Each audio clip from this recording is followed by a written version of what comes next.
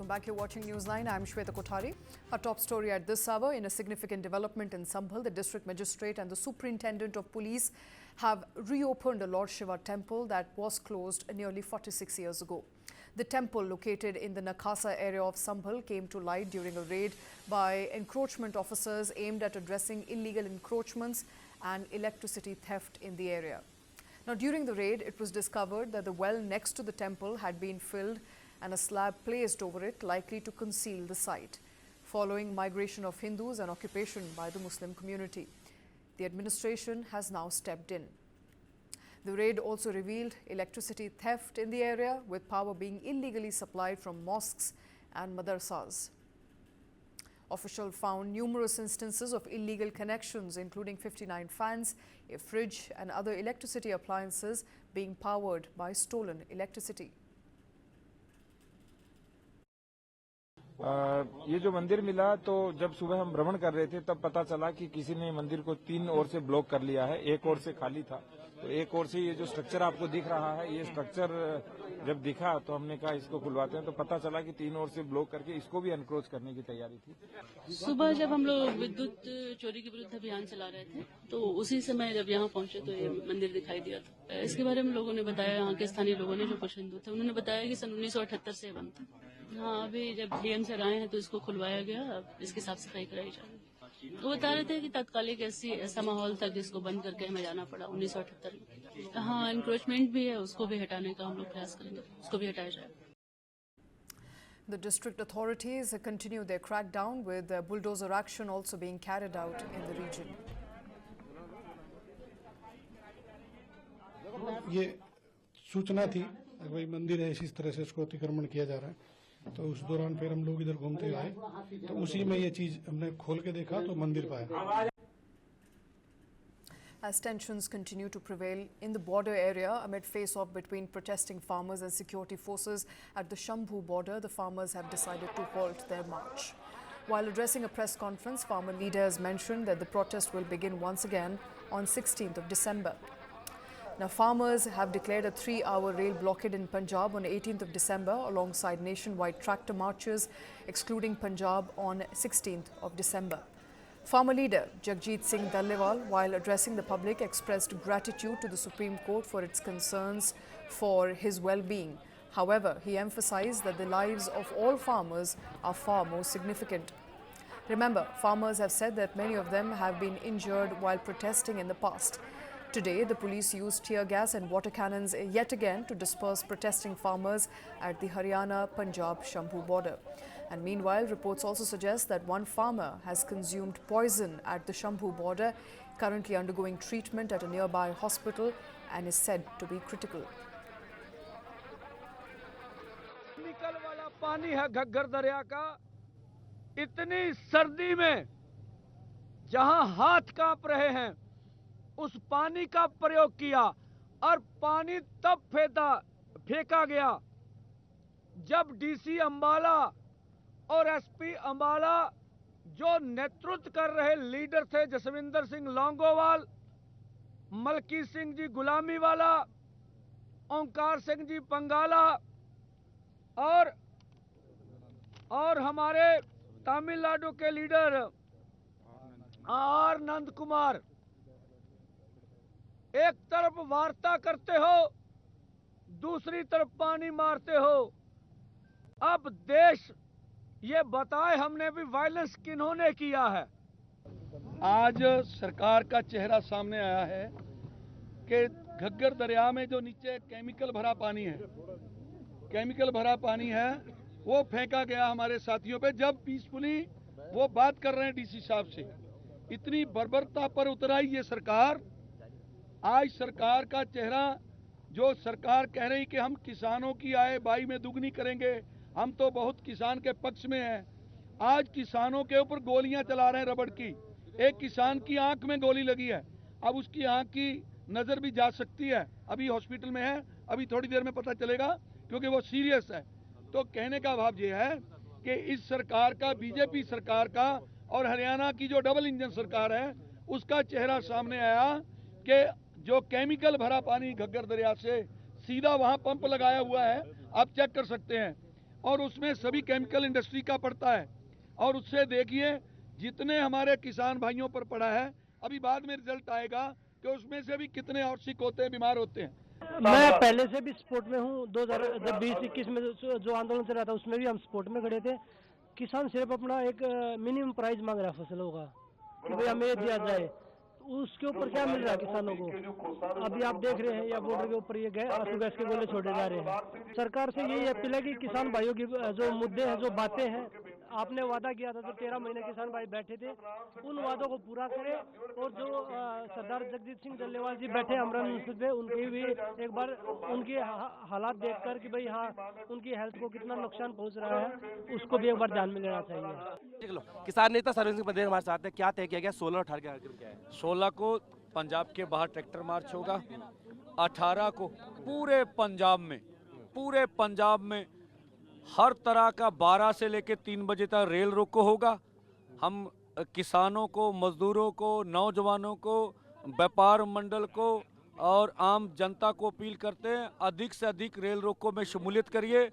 जितनी बड़ी, अगर लाखों की तादाद में पंजाब निकला तो भारत सरकार को मजबूर कर देगा हमारी मांगों मानने के लिए। हमें आशा है वो काम होगा। कितने लोग घायल हुए हैं और अगला जत्था कब जाएगा? 17 किसान घायल हुए हैं, उनके कईयों की गंभीर है। 18 के बाद दोनों फोरम मीटिंग करेंगे। औरतों का जत्था भी और हरियाणा का जत्था भी हमारे पास अभी है, इसके बारे में आगे निर्णय करेंगे। विपक्ष और सत्ता दोनों मिलकर खेल रहे हैं राहुल गांधी। बिल्कुल, मेरा बयान बिल्कुल सही है। सत्ता विपक्ष जिस तरह से दूसरे मुद्दे के ऊपर पार्लियामेंट को रोका जा रहा, हमारे मुद्दे पे भी रोका जाए। चलिए, तो सरवन सिंह पदेर जो हैं वो उन्होंने फैसला लिया है, क्योंकि आज कुछ किसान जो हैं वो घायल हुए हैं, तो 17 करीबन की संख्या बताई जा रही है।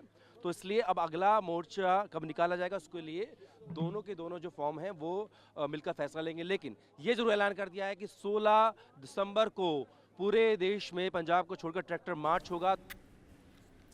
Shifting focus now, leading the opposition's charge, leader of opposition Rahul Gandhi rigged up Veer Savarkar in an attempt to target the BJP in Lok Sabha today. Rahul Gandhi started his speech by saying that Veer Savarkar once said that the worst thing about Indian constitution is that there is nothing Indian about it. Stepping up his criticism, Rahul Gandhi lashed out at the BJP for worshipping Savarkar. Those ideas came from Shiva, from Guru Nanak, and in front of us stand the people who follow a very different philosophical tradition. And I want to start my speech by quoting what the supreme leader, not of the BJP, but of the modern interpretation of the ideas of the RSS has to say about the Constitution of India and about how he thinks India should be run. The worst thing about the Constitution, the worst thing about the Constitution of India is that there is nothing Indian about it. Manusmriti is that scripture which is most worshipable after Vedas for our Hindu nation, and from which our ancient times have become the basis of our culture, customs, thought and practice. This book, for centuries, has codified the spiritual and divine march of our nation. Today, Manusmriti is law. These are the words of Savarkar. Mr. Savarkar has clearly stated in his writings that there is nothing Indian about our Constitution. He has clearly stated that the book India is run by should be superseded by this book. And this is what the fight is about. Now, it's nice that all of you are so-called defending the Constitution. But I want to ask you, do you stand by your leader's words? Yes. Do you support your leader's words? Because when you speak in Parliament about protecting the Constitution, you are ridiculing Savarkar. You are abusing Savarkar. You are defaming Savarkar. I'd like to quote also in Hindi. Bharat के संविधान के बारे में सबसे बुरी बात तो यह है कि इसमें कुछ भी भारतीय नहीं है। भारत के संविधान के बारे में सबसे बुरी बात तो यह है कि इसमें कुछ भी भारतीय नहीं है। यह आपके नेता ने कहा था, जिसकी आप पूजा करते हैं। Speaker sir, I described in my first speech the idea of a battle taking place. I described the Mahabharata, described Kurukshetra. There is a battle taking place today in India. And on this side are the defenders of the idea of the Constitution. An opposition MP from Kerala, including Wayanad MP Priyanka Gandhi Vadra, staged a protest at Makar Dwar of Parliament today, demanding financial aid for landslide-affected people of Wayanad. Amid Kerala's repeated request for a relief package of 2,000 crore rupees to rehabilitate people displaced by Wayanad landslides, the central government has sent a letter to the state seeking a repayment instead of 132 crore rupees for various relief operations carried out by the Indian Air Force since 2006. The bill is for airlifting and rescuing operations conducted by the Indian Air Force. The state has been asked to settle the bill immediately with the centre. We are very disturbed by the fact that the government is refusing to give a special package to Wayanad.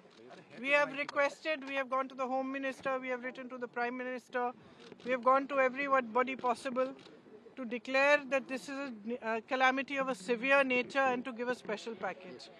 Now, similar large-scale destruction took place in Himachal Pradesh, and the Congress government is in government there, as you know.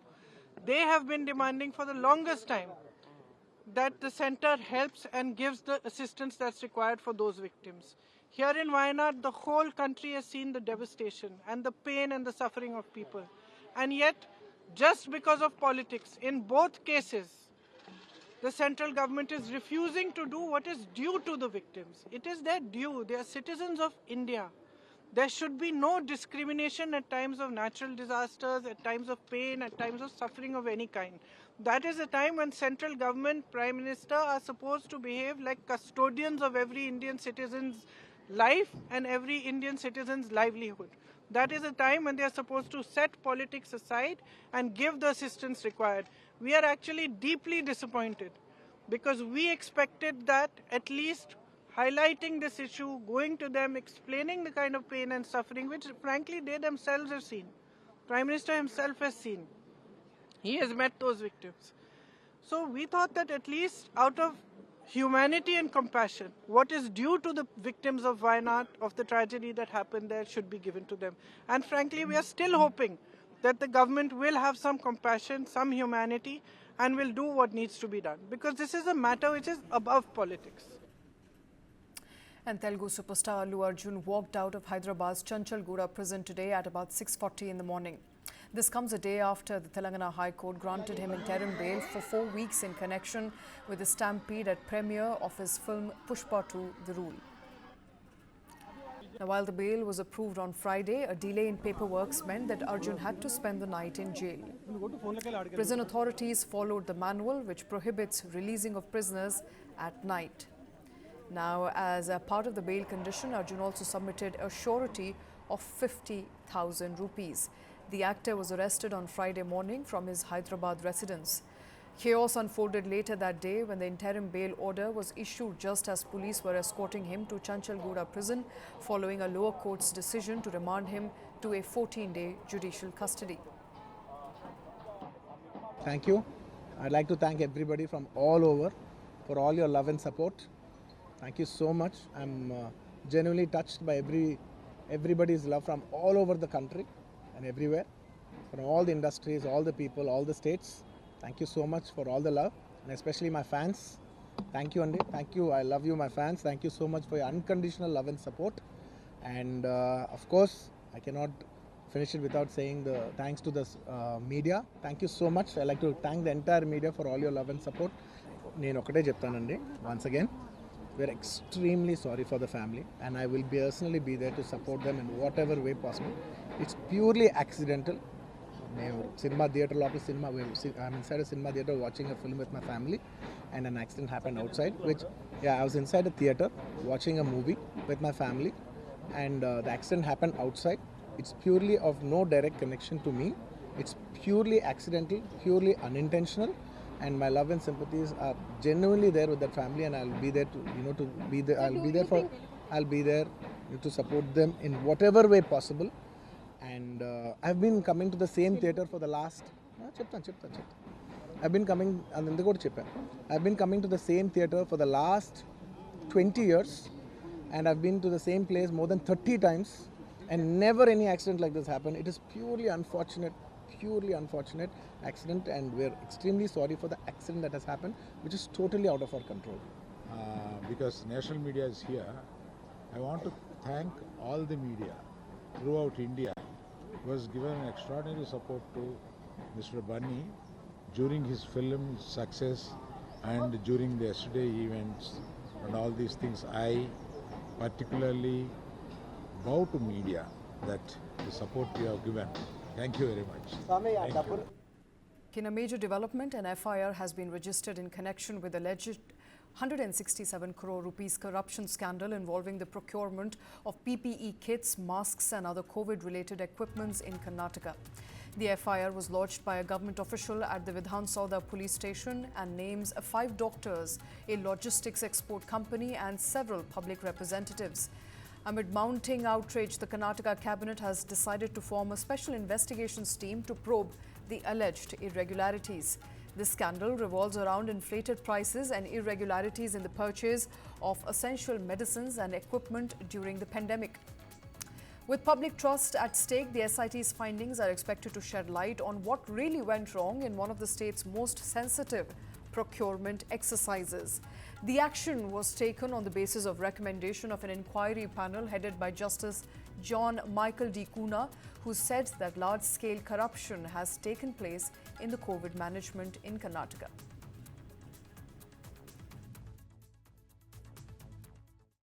ರಾಜ್ಯದಲ್ಲಿ ಸಿದ್ದರಾಮಯ್ಯ ಸರ್ಕಾರ ಬಂದ ಮೇಲೆ ಏನೋ ಒಂದು ಮೂಢ ಹಗರಣ ಆಯಿತು ಮತ್ತು ಅದರ ಜೊತೆಗೆ ಈ ಒಂದು ವಾಲ್ಮೀಕಿ ಆ ಒಂದು ಕಾರ್ಪೊರೇಷನ್ ಅಲ್ಲಿ ಹಣದ ಒಂದು ದುರುಪಯೋಗ ಆಯಿತು, 100 ಕೋಟಿ. ಅದಾದಮೇಲೆ ಎನ್ಕ್ವೈರಿ ಆಗಿ ಒಂದು ಹಂತಕ್ಕೆ ಬಂದು ಎಲ್ಲಿವರೆಗೆ ಸಿದ್ದರಾಮಯ್ಯ ರಾಜೀನಾಮೆ ಕೊಡುವ ಹಂತಕ್ಕೂ ಬಂದಿದೆ. ಆ ಹಿನ್ನೆಲೆಯಲ್ಲಿ ಇವತ್ತು ಭಾರತೀಯ ಜನತಾ ಪಾರ್ಟಿ ಲೀಡರ್ಸ್ ಮೇಲೆ, ಹಿಂದೆ ಮುಖ್ಯಮಂತ್ರಿ ಇದ್ದಂಥವರು ಮತ್ತು ಅಲ್ಲಿ ಇದ್ದಂಥ ಸಚಿವರ ಮೇಲೆ ಒಂದು ರಾಜಕೀಯ ದ್ವೇಷವನ್ನು ಮಾಡಲಿಕ್ಕೆ, ಅದಕ್ಕೊಂದು ಏನೋ ಒಂದು ಕೌಂಟರ್ ಮಾಡಬೇಕು ಅನ್ನುವಂಥ ಹಿನ್ನೆಲೆ ಇಟ್ಟುಕೊಂಡು ಈಗ ಜಸ್ಟಿಸ್ ಕುನ್ನಾ ಅವರದು ಇನ್ನೂ ವರದಿ ಪರಿಪೂರ್ಣವಾದಂಥ ವರದಿ ಇನ್ನೂ ಕೊಟ್ಟಿಲ್ಲ. ಒಂದು ಇಂಟೀರಿಯಂ ವರದಿ ಕೊಟ್ಟಿದ್ದಾರೆ. ಅದರ ಆಧಾರ ಮೇಲೇ ನೀವು FIR ಮಾಡ್ತೀರಂತಂದರೆ ಇದು ರಾಜಕೀಯ ದ್ವೇಷದ ಒಂದು ಅತ್ಯಂತ ತಾಜಾ ಉದಾಹರಣೆ ಅಂತ ಹೇಳ್ತೀನಿ, ತಾಜಾ ಸಾಕ್ಷಿ ಅಂತ ಹೇಳ್ತೀನಿ. ಅದಕ್ಕಾಗಿ ರಾಜಕೀಯ ದ್ವೇಷ ಸಲುವಾಗಿ ಇದೆಲ್ಲ ಮಾಡ್ತಾಯಿದ್ದಾರೆ. ಕಾನೂನು ರೀತಿಯಲ್ಲಿ ಇದು ಸ್ಟ್ಯಾಂಡ್ ಆಗೋದಿಲ್ಲ. ಯಾವುದೋ ಒಂದು ಇನ್ವೆಸ್ಟಿಗೇಷನ್ ಆಗಿ ಮತ್ತೊಂದಾಗಿ ಎಲ್ಲ ಇದು ಪರಿಪೂರ್ಣವಾದಂಥ ರಿಪೋರ್ಟ್ ಬಂದ ಮೇಲೆ ಅದ್ರ ಬಗ್ಗೆ ತನಿಖೆ ಆಗಬೇಕಾಗ್ತದೆ. ಆದರೆ ಅದನ್ನು ಬಿಟ್ಟು ಇವತ್ತು ಕೇವಲ ಒಂದು ಇಂಟೀರಿಯಂ ರಿಪೋರ್ಟ್ ಮೇಲೆ ನೀವು ಅದು ಮಾಡ್ತಾ ಇರೋದು ಒಂದು ರಾಜಕೀಯ ದ್ವೇಷ ಅಂತ ಹೇಳ್ತೀನಿ. ಅದು ಬಿಟ್ಟು ಬೇರೆ ಏನೂ ಇಲ್ಲ ಅಂತ ನಾನು ಹೇಳ್ತೀನಿ. The intelligent traffic management system cameras installed along the 119-kilometer 10-lane Bengaluru-Mysuru highway have booked 13 lakh traffic violation cases during 2022 to 2024. Now, this according to data released by Karnataka Home Department during Belgavi session of the state legislature. Fines totaling 90 crore rupees have been imposed during these 3 years, of which only 4 crore rupees have been collected. And driving without a seat belt tops the list of violations with 7 lakh cases, followed by overspeeding 2 lakh cases, lane discipline violation 1 lakh cases, and using mobile phones while driving 23,000 cases. However, out of the total 13 lakh cases booked, only 74,000 have been cleared in 3 years. In 2024 alone, a total of 4 lakh cases were booked and a fine amount of 24 crore rupee was imposed. Of these cases, only 15,000 have been cleared with a pending fine amount of 23 crore rupees. So of the 24 crore rupees imposed, 23 has been cleared. The Karnataka High Court on Friday granted bail to Kannada actor Darshan, his friend Pavitra Gowda and 7 others in Renukaswamy murder case. On 30th of October, a single-judge bench of Justice Vishwajit Shetty granted interim conditional bail for 6 weeks to actor Darshan for his treatment of a back ailment. The interim bail was extended on 9th of December to facilitate his surgery. However, the surgery has been postponed now and question is being raised whether he will undergo the surgery at all. His fluctuating blood pressure was considered as a reason for postponement of the surgery.